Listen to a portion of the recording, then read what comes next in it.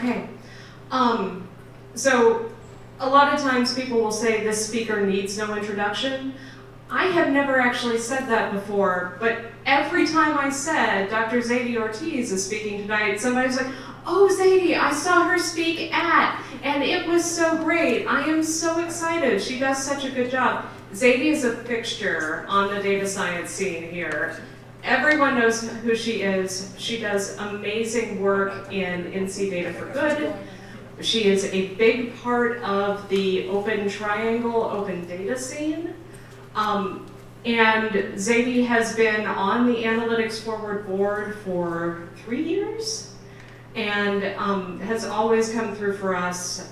I am so excited to have Zeydy speaking, and this is actually one of my favorite topics. This is something that I think is really important and really exciting in data science. So you guys are in luck. This is probably my most anticipated talk of the year.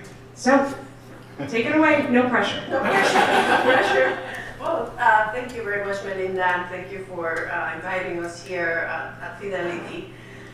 It's an interesting topic that I had researched and looked at what the research community is saying and what are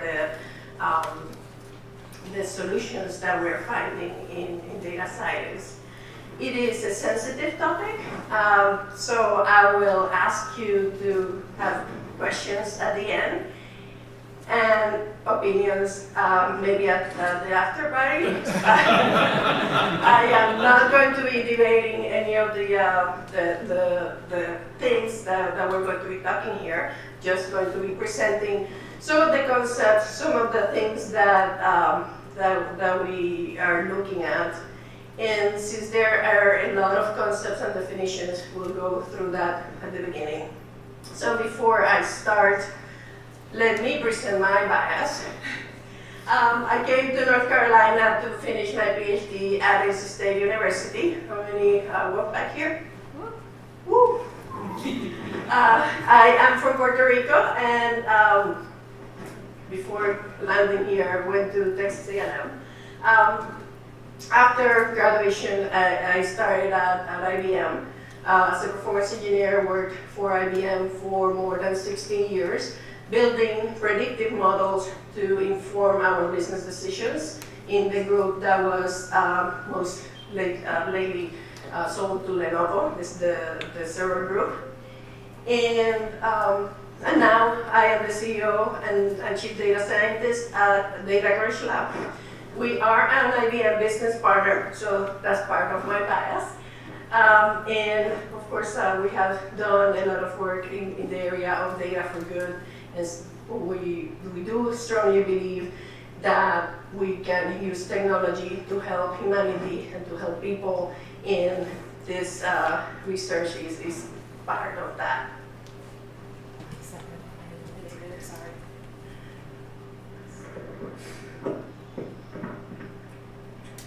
Is that better? I think so. Okay.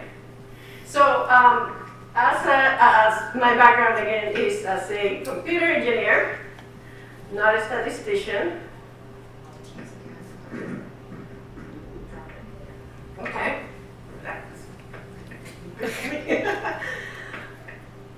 And so we work in this area of data science, but again we are learning these methods and understanding this from a technology perspective. One of the things that I am not a lawyer. I am not a sociologist in the social sciences. So again, this is my bias, and probably you share that bias as well, and that's why I'm trying to bring the concept. So why are we here, and what is it that we're trying to understand? So algorithms are used for high stakes decisions that is affecting all of us, from credit decisions to employment to who gets the job and to who gets into the justice system. And sometimes this is good and sometimes this is bad. But one of the things that we see in the press is, oh, machine bias, and artificial intelligence has a problem with gender and racial bias, and Amazon scraps secret AI recruiting tool. I'm listing myself in the screen. Wow. The untold history of AI, algorithm bias, was born in the 80s. So this is not a new problem, but this is something that is getting a lot of attention today. I was just talking to someone that said, well, Snapchat cannot find me in the picture, so they cannot put the things in my head. So it may affect us in different ways. So what's the end goal in data science? What we're going to be trying to put together is a system that, this is the use case, the insurance underwriting. So we're going to see, from the data science perspective, where do we, at what points in the system, the end-to-end workflow of the system, do we address bias? And again, this is what we will be discussing today. And the hint, we're going to do it at the beginning, in the middle, and at the end. So we will be talking about 3 questions in general. Why are we doing this? How we might detect, mitigate, and monitor bias, and what other resources are out there. So let's start with the background information. As I mentioned before, there's a lot of emphasis in the technology business to build trusted AI.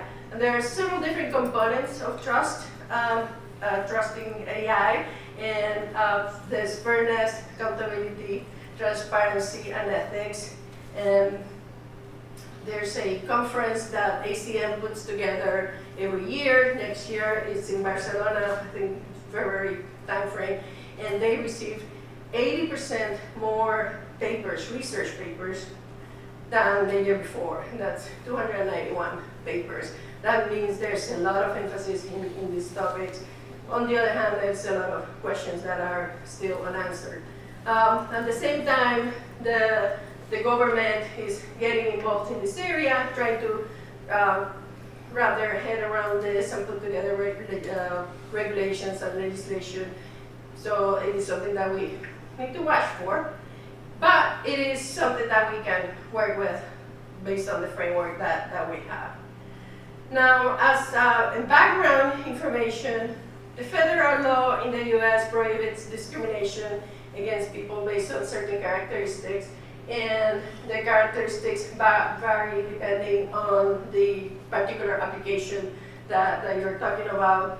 There's a lot of different discrimination laws that apply to different industries. So, show of hands, who works in any of these regulated industries? Come on, all the fidelity people. Right. So if you work in credit, or if you work in HR or things of that nature, you work in a regulated industry. Now, there are 2 concepts in discrimination that I think it would be important for us to understand. Usually, we think of discrimination of the laws where before, when we had segregation, where it was okay to say colored people here and the other people on this side. And that's called disparate treatment, where we treat people differently based on their color, their gender, or any of the protected characteristics. Now, recently, maybe 30, 40 years ago, there has been also an additional perspective on discrimination, and that is called disparate impact. That means even if you're applying the same rule to everybody, if the rule discriminates against people in the protected, based on the protected class, then that is also considered discrimination. So if you are having a disadvantageous effect on some people, then that is considered discrimination as well. So we'll go through a case study in This one was published in ProPublica in 2016. Machine bias, and they say there's software used across the country to predict future criminals and is biased against blacks. And 24 states around the nation are using some kind of scoring mechanism to predict recidivism. And I will define that in a second. And some of them are using it even at the time of sentencing. The analysis that ProPublica did was people in Florida, where the scoring was done at the time that they were arrested. Florida was having the issue of overcrowding in their jails. So at some point in time, they say, well, maybe if we look at the score, we can release some of these people before they are actually processed, or reduce their bond or whatever, their bail. And the issue that ProPublica was bringing up is that it was discriminatory. So let's first define what recidivism is. And it's a tendency to relapse into a previous condition or mode of behavior, according to the Merriam-Webster. So we kind of know, well, this person is going to go back to their criminal activity. Now, it's important to note that the people that were doing the scoring for the Florida cases that we're going to be discussing about, they actually are trying to predict someone that will be arrested again.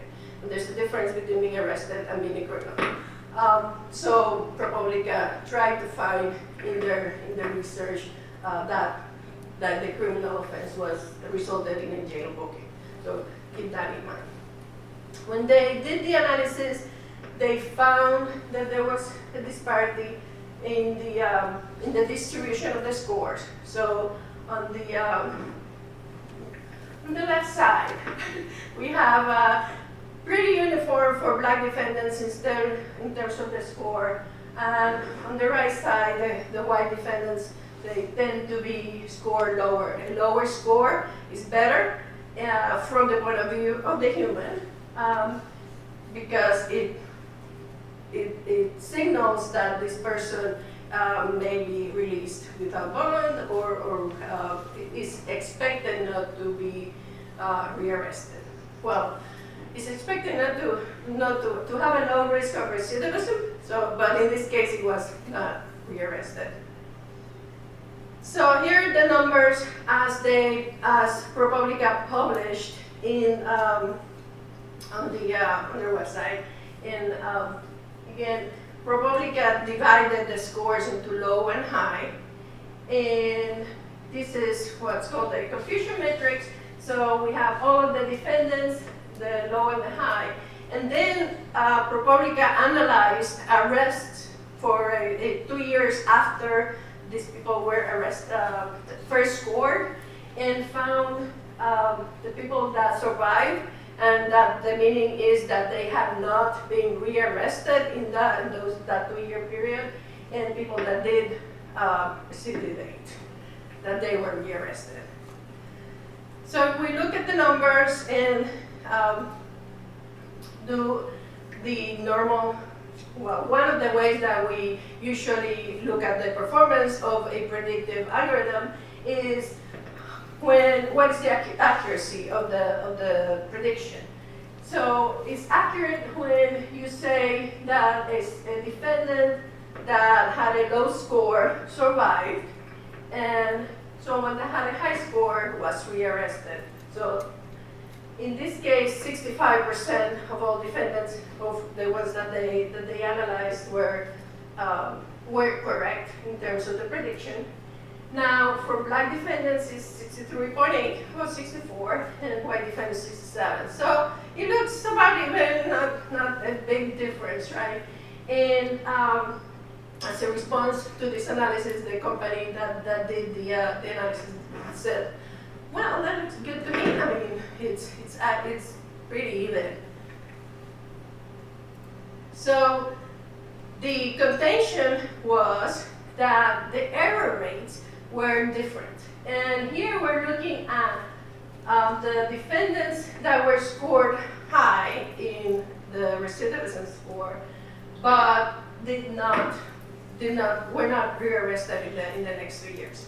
So we see in general 32% were incorrect in that one, but black defendants was about 45% versus white defendant 23.5%. And here I'm trying not to use the false positive and false negative language because it's in reverse of what the human will feel in terms of impact. So let's try to keep to that. Now, if we also look at the error rate, the people that were scored low, that were probably released early, that would probably have no bond, no bail bond to post, we see the reverse. The white defendants had 47.7% were scored low, but they did go and were rearrested for a crime. So the question is this biased or unbiased? So we have predictive parity on one hand, and the company that is doing the predictions are saying, yeah, well, that was our goal. But on the other hand, we see the disparate impact, where the error was very negative for black defendants and positive for white defendants. So that got the researchers thinking.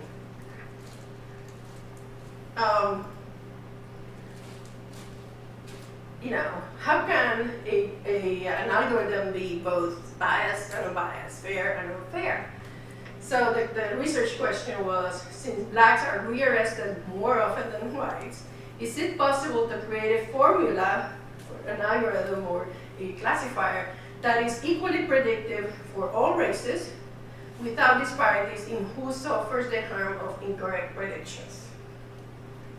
And the short answer, there were groups from Harvard, Stanford, Cornell University, Carnegie Mellon, 4 different groups, Google and the University of Chicago. They all went through different methodologies, and if you look at the paper, it looks like very interesting Greek letters. But the answer, the short of the answer is no. And the main reason, and that is something to highlight, is that in this case, blacks are rearrested more often than whites, and we saw that, they saw that in the data set, and they find that. Now, this is a key finding that I wanted to highlight so that you keep it in mind. If you have 2 populations that have unequal base rates, then you cannot satisfy both of these definitions of fairness at the same time. Again, as a technologist, we need to understand the limits of our work. And when we're working with minority populations, then by definition, a minority population means that you may have less data for that group, or in this case, more data for the black defendants. So the implication here is we cannot be colorblind. We need to think about the trade-offs when we are addressing bias in our algorithms. So now the question is, how might we address bias when we're working on all this? In the Data Crunch Lab, we advocate for beginning with the end in mind, figuring out what is it that we're going to be doing. And in our data flow, it looks much better like this. In our data flow, that means that we need to start right here, where we are doing a plan that is human-centered, and we are trying to figure out how we are going to address bias for our algorithm. So in terms of a project plan, we need to be looking at a human-centered approach where we need to keep in mind what are the people that we're going to be working with. We need to include multiple stakeholders and multidisciplinary as well. Again, I'm not a lawyer, so if I were working on this, I would want someone that will help me understand what are the implications for my company and the things that we are doing. We need to set fairness goals and metrics so that at the end we'll see if we met them.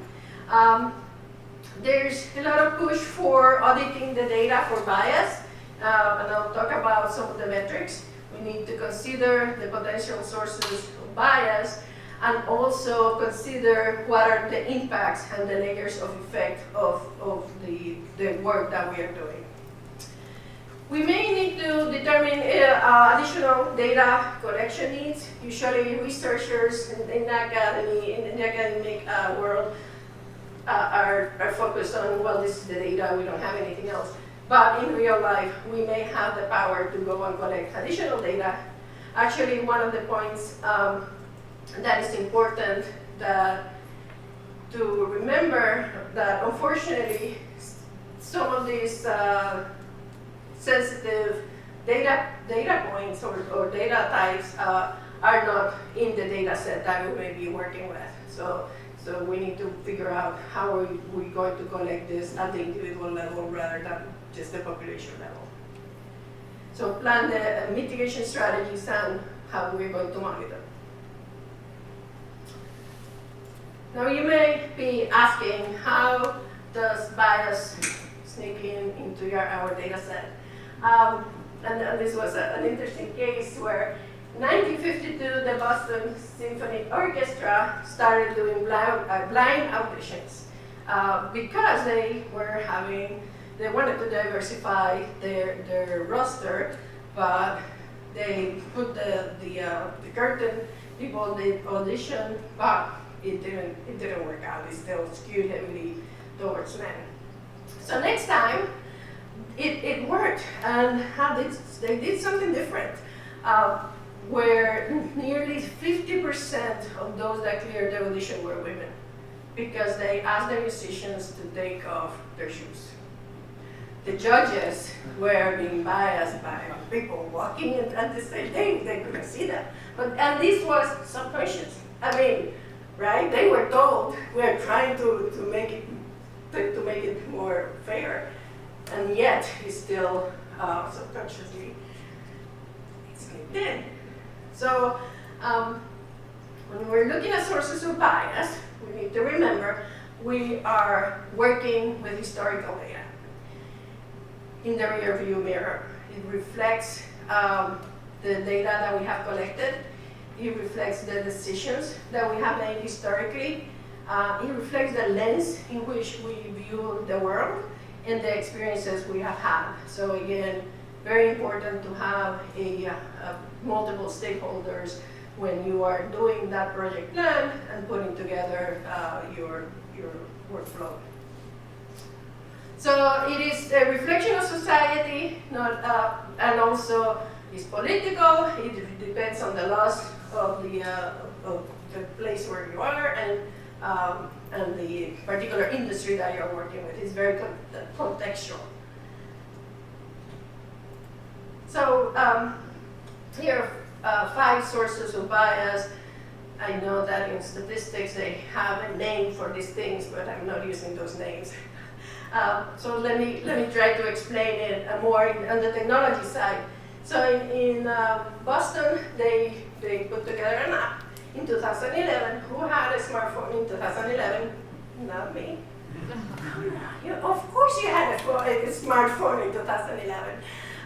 So the smartphone was supposed to detect the potholes and being able to tell the government, hey, here's a pothole, without the person having to do anything with it. But only 35% of the population in the US had smartphones at that time.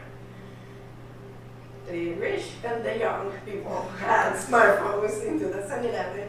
And of course, they figure out, oh, wait a second, that the data that we're collecting is wrong. We need to do something different to be able to use this detection mechanism. I believe what they did was to use the people that do the garbage collection because they had to go through all of those streets anyway. So that was the way to collect that data.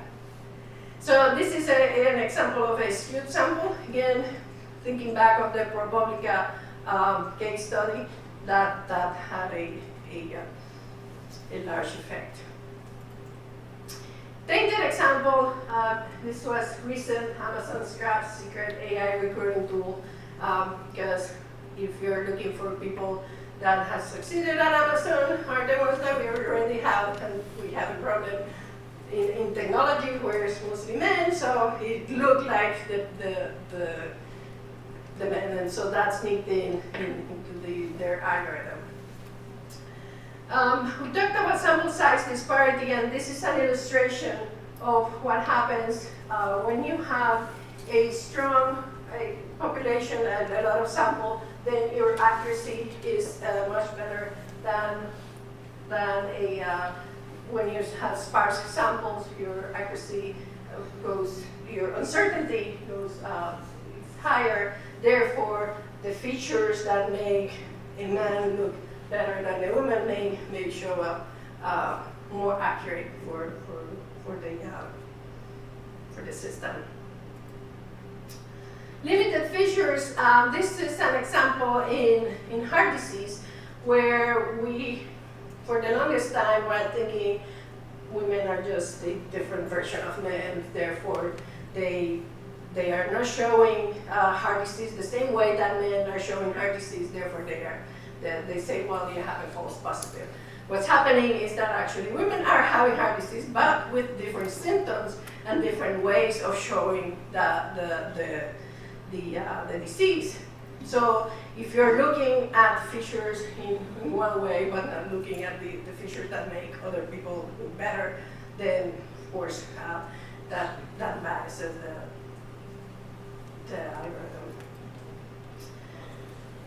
The fifth one is proxies, and this is a huge problem where we may, again, from the medical field, we're looking at symptoms rather than actually measuring things, and we tend to look at the actual measurement here, and that was the college admissions back in the 80s, where yes, they built a classifier, and it was the classifier looked at proxies like the name of the person. When they found the name that linked in that it was female or that it was a person of that was a non-European name, and therefore had a lower score. So it's unfortunately not a new problem, but something that because of the emphasis we can start solving it. So let's go back to our use case. We made a project plan. We considered the data that we have collected and the data that we may need to go and collect again, and the additional sources of data. And as a data scientist, we want to use our favorite framework to be able to put together a de-bias model. So what I'm going to be introducing is the AI Fairness 360 toolkit and the Watson OpenScale. There are 3 different places where we want to be addressing bias during modeling, and that is the pre-processing time when we're doing data selection. We talked a little bit about that, but there are several algorithms to do that. In processing, that is during our algorithm design, and then at runtime when we're doing post-processing. So the AI Fairness 360 toolkit is an open source tool that IBM put out. It has several data sets, including the data set that ProPublica actually published. they republished it and GitHub too. And the toolbox has fairness metrics, explanations, and several of the algorithms. They also provide guidance and several tutorials. If you go to the Open Data Science Consortium conferences, they sometimes have tutorials there. So the idea is, this is this spiky code. The idea is that you have your raw data, you do the training, validation, and testing, and then you get it through, you apply a reprocessing algorithm, apply in-processing or post-processing, and then with the transformed data set, then you do the classifier and look at the data set. They provide several different metrics. These are 5 of the metrics that they have. And actually, they have an online demo that you can play with and see how these things work. So in terms of metrics, there are about 20 of them out there that has 20 plus that the researchers have looked at, but there are 3 of them that are mainly done to use to measure bias. So quickly try to go through this with the ProPublica data. Statistical parity difference. Here we are looking at the rate of favorable outcomes between the privileged and unprivileged groups. So the reason I'm bringing this definition is because when you use the area fairness toolkit, you define what is your privileged group, you define what is your unprivileged group, and this metric in particular, you can do it with your raw data set to understand how was the disparity at the beginning of your analysis.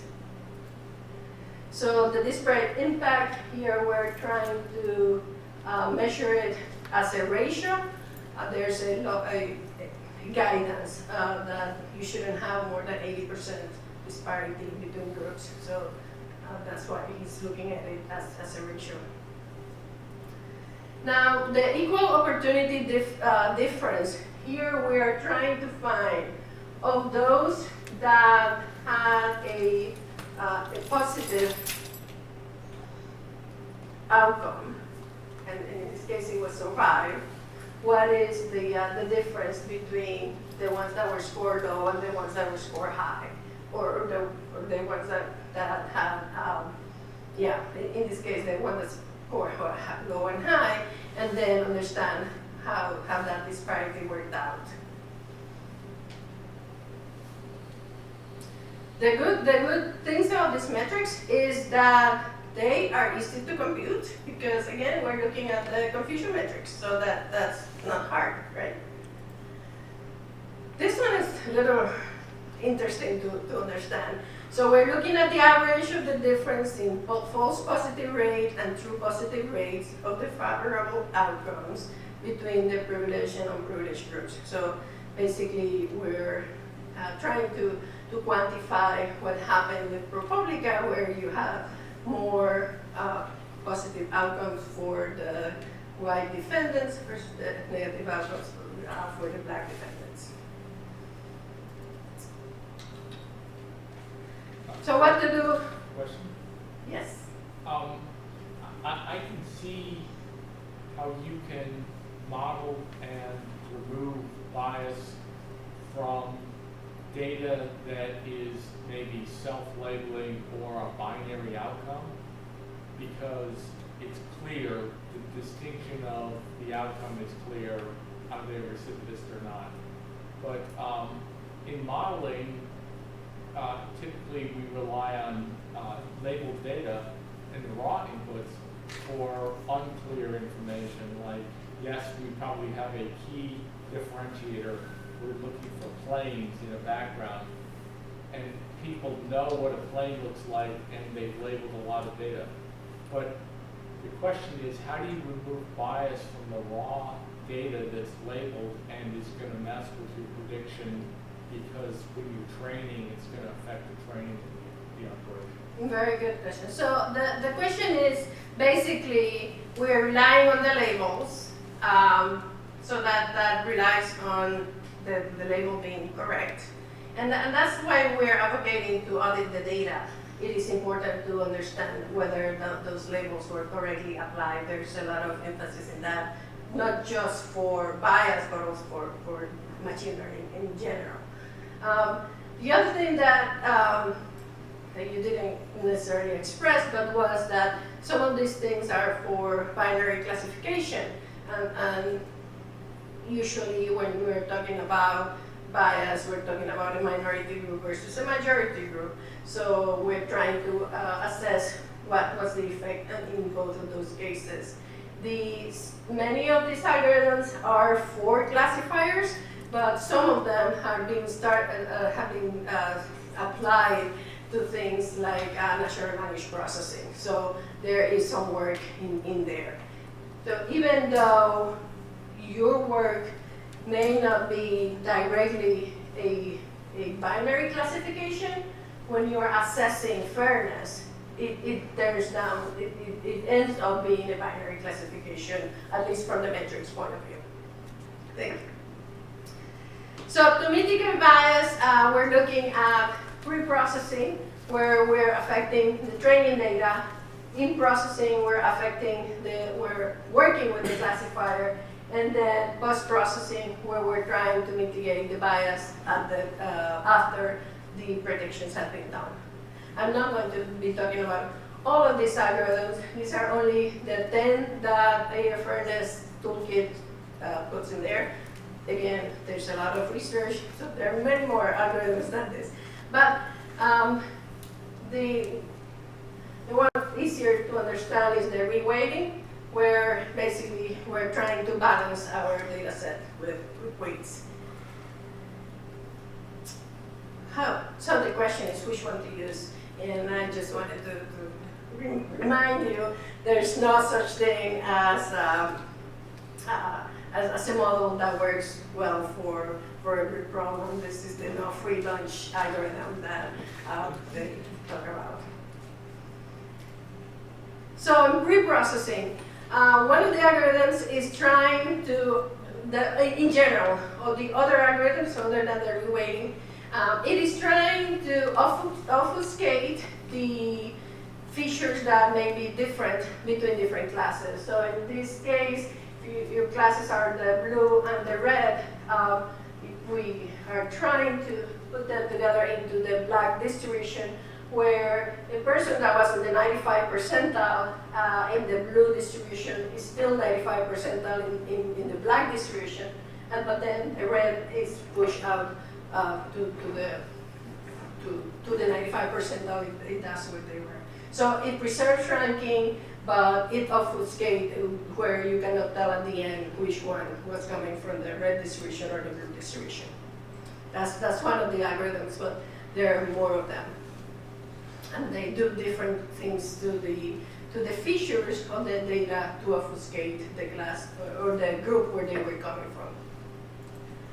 The in-processing algorithms are trying to use the fairness metric that you are setting for your goal in order to set the goal for your learning objective.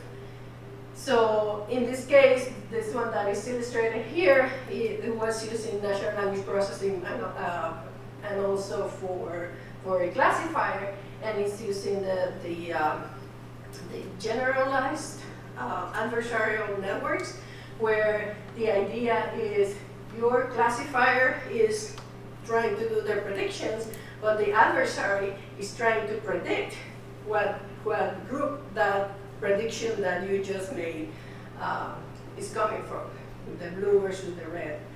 When the adversary cannot tell that it's coming from the blue or the red, then your classifier has been trained properly.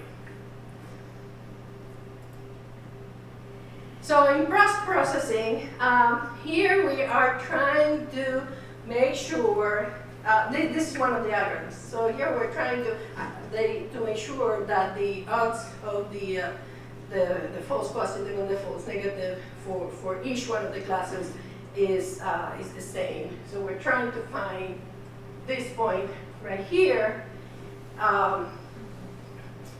and basically you do all of your predictions of your training data, and after then you apply this post-processing algorithm to find the point at which they are equalized or converge.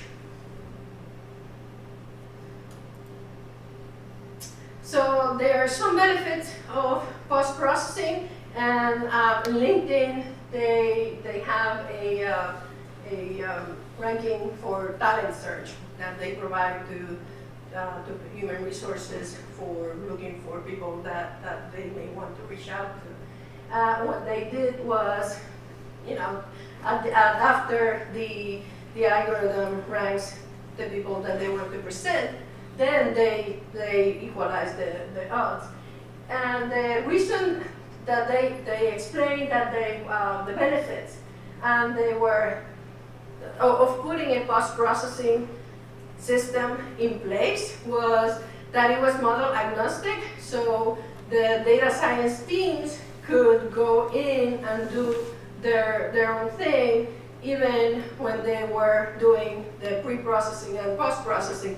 But then with this system, they made sure that at the end the results were fair. There were no significant modifications to the things that they had done before, and it was easier to integrate. So in our example here, this is where we go. We have a plan, we have a de-bias model. Now we want to deploy it and present it to the user. LinkedIn had put something like that together. I'm not saying that LinkedIn uses Watson OpenScale, but what I am going to do is present what Watson OpenScale is. So the IBM Watson OpenScale is designed to automate and operationalize algorithms with trust and transparency. So it is delivering bias mitigation help, and it is with the goals of accuracy. It is monitoring accuracy, monitoring fairness, and also providing explainable solutions. And provides traceability and auditability of the results. One of the ways that they are monitoring bias is that they build, during the training phase, they build a de-bias model, and every time a new prediction is presented, they run both the actual model that was created by your team, but also the de-bias model, and do a comparison to be able to determine if it's fair or unfair. It is not presenting the de-bias model unless you want it to present it, but the de-bias model, but it does provide an additional endpoint where you can look at that. So here's a snapshot of what it might look like, where if you have you put together what is your outcome, the level of difference that you want to look at, and then it evaluates between the different classes and indicates whether there's been bias in the classes. Again, it also calculates a de-bias model to be able to try to mitigate the bias between the classes, and calculates the metrics. One of the things that it provides is explaining the predictions using the features that are in there. But one of the other things that it provides is what does it take to change this prediction from no risk to risk.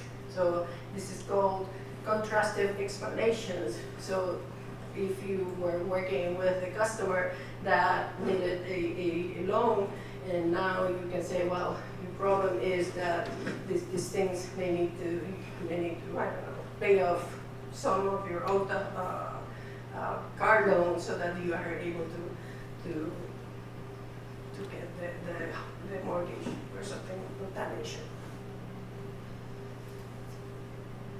So I covered a lot of things so far, and I just trying to bring your awareness of the AI Fairness 360 toolkit.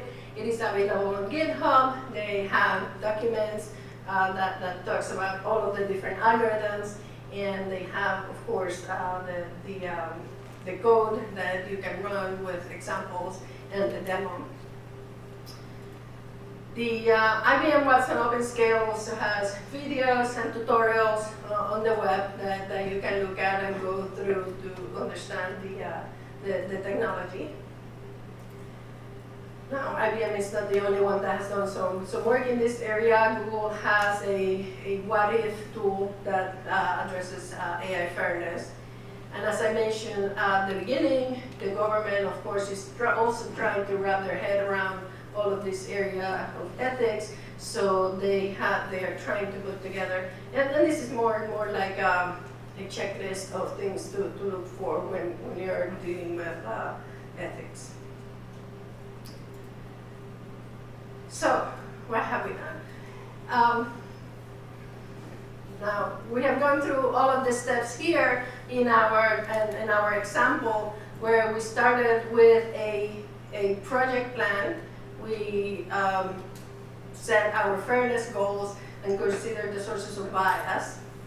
Then had our data science team work with the data and some of the algorithms to be able to put together a de-bias model. And then at runtime, we are advocating for monitoring the application and the models as well, such that you are able to provide de-bias outputs and explain your recommendations. So, we worked through the whole example here, so thank you very much. I really appreciate your time.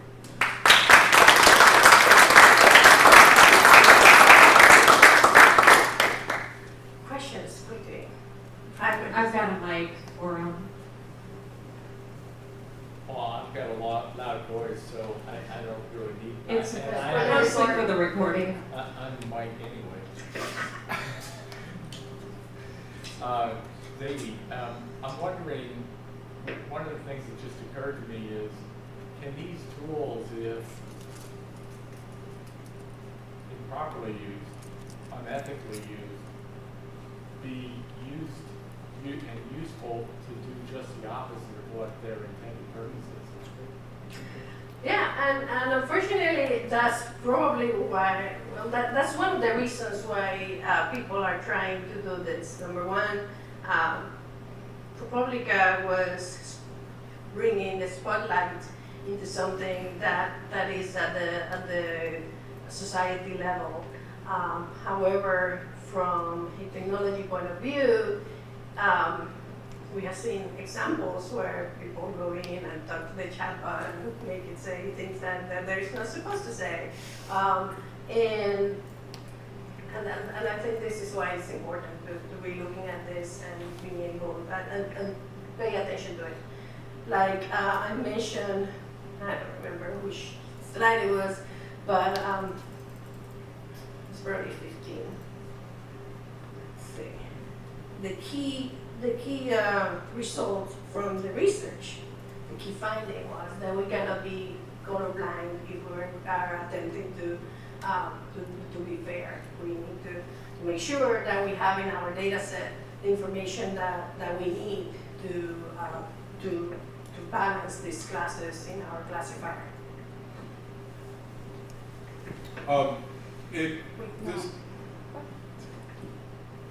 So you've talked about a lot of things here that are very helpful. Is this the end of the road? What are the things that people are still worried about? That even after we've done everything you've said, what's still left? What are the big concerns left? So I'm not sure if we got into the recording, but the question is what's left to think about. And there are 291 papers that made it into the new conference for ACM. That means that there's still a lot of work that needs to be done. Again, we are mostly applying it to classifier algorithms, but we need to think about how might we put this into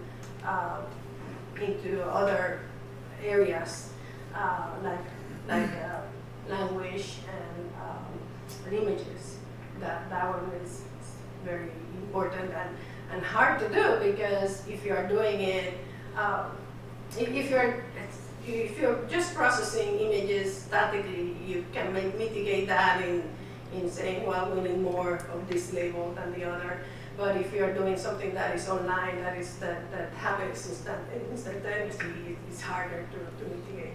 So the answer is there's a lot to do here. We're just starting. But there are things that can be done.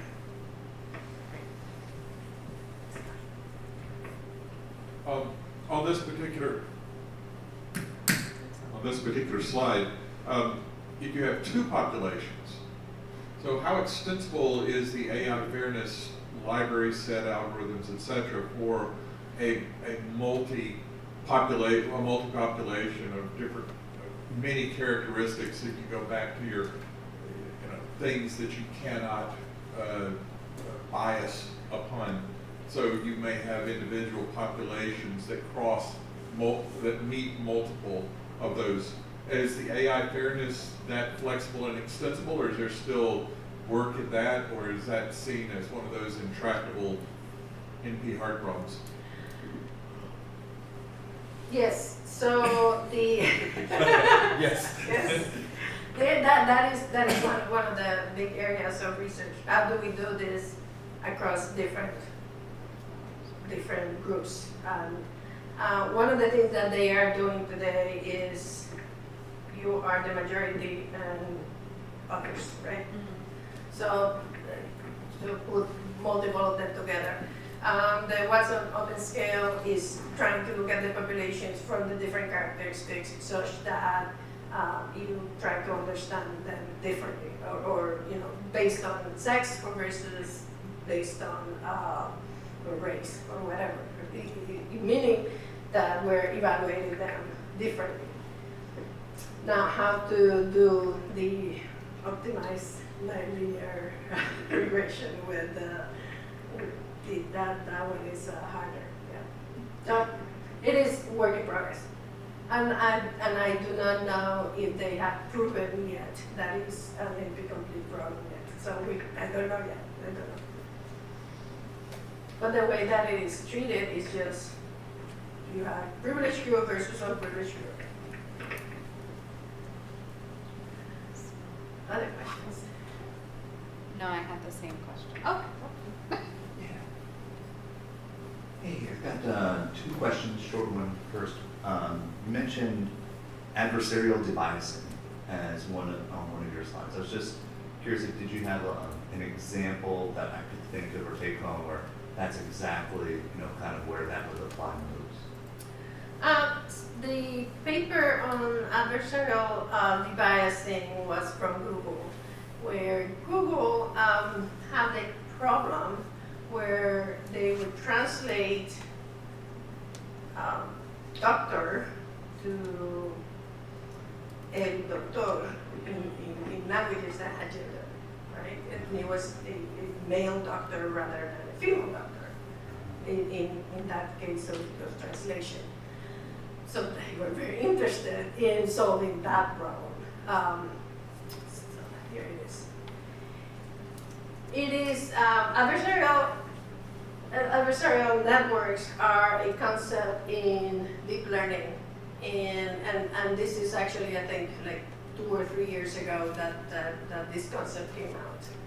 So I do not claim to be an expert in adversarial networks, but the idea is that you have two networks competing, and when they are training, the one is giving feedback to the other. Yes, I found that was female, so Now the classifier needs to work harder to debias the model such that the adversary cannot tell the difference. It's a fascinating work. Interesting. Yeah, Yes. thank you for that. And then I guess my second one would be, do you have any commentary, I don't know if this question is fair to you or not, but on commentary on what the GDPR may have made a statement about in terms of bias and AI?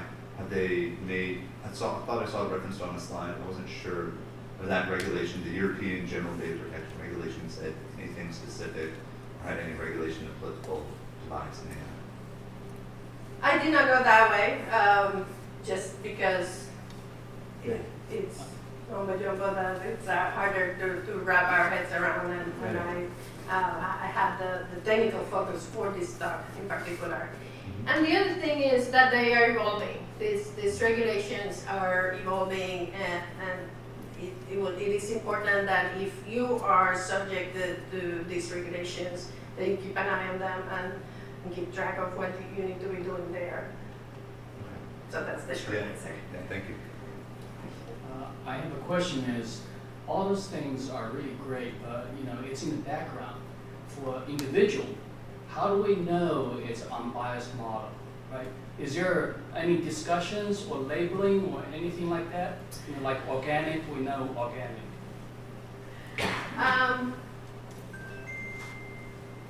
So this comes into the framework of trusted AI, where we are only looking at fairness, but transparency is one of those things that we're working on as well. To be able to explain an algorithm, to be able to figure out where the decisions came from.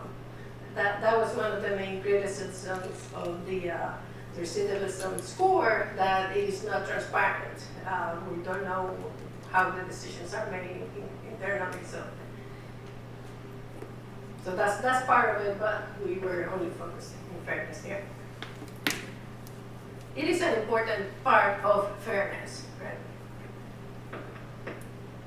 On the slide you were on just a moment ago, the in-process slide, Mm-hmm.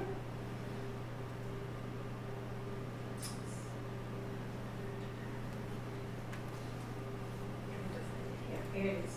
yeah, a technique that learns a classifier, and I was wondering if you could explain, I was expecting to see trains a classifier, or tests a classifier, or teaches a classifier, but learns a classifier. It's not the verb that I was expecting. I was expecting there. Could you kind of give me a Reader's Digest of how learn the verb is used in that particular situation? Right. So it really means training the classifier, but since we're doing deep learning here, it is learning both the classifier, which is the one that will provide the prediction, but also the adversary is training at the same time. Both of them are doing the training. Okay. Okay. Any other questions? One more question, maybe two, and then we'll thank the speaker.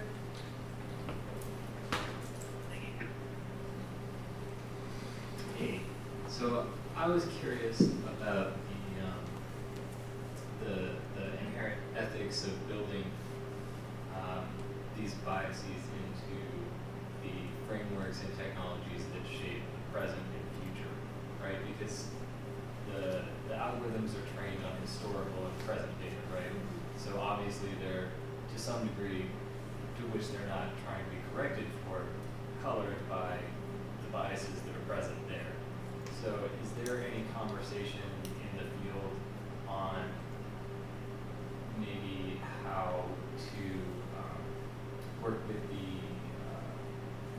the algorithms of the data to, I guess, build a expectation into the models, the platforms, the technologies for what the future we want to move into, like how that should be shaped?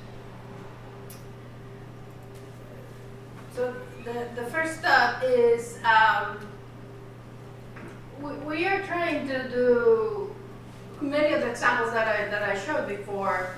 They are trying to be more efficient in the way that they're doing things, and sometimes we don't know that we're putting in those biases in there. The point is that now we need to make sure that we do look into it.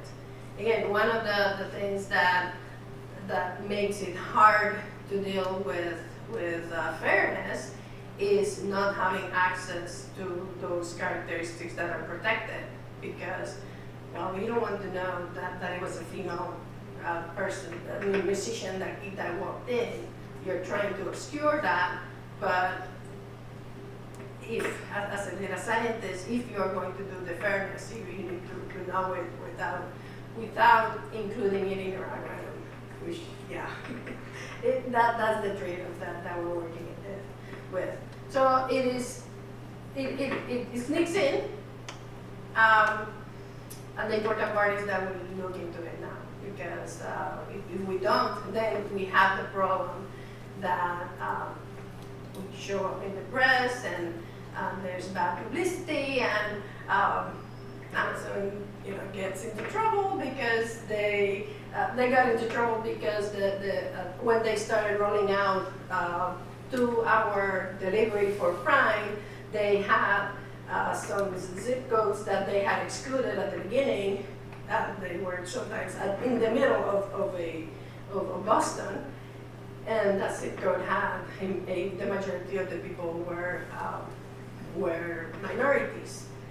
Therefore, they were like, wait a second, are you excluding this part of town just because the minorities live there? They quickly corrected that, right? So you don't want to be in the front in papers, and this was actually Bloomberg that brought it out. Yeah, you don't want that for your company, even if you are not in a regulated industry. You need to figure out how to work with that. Does that answer your question? I'm not sure. Okay. Well, thank you very much, everybody.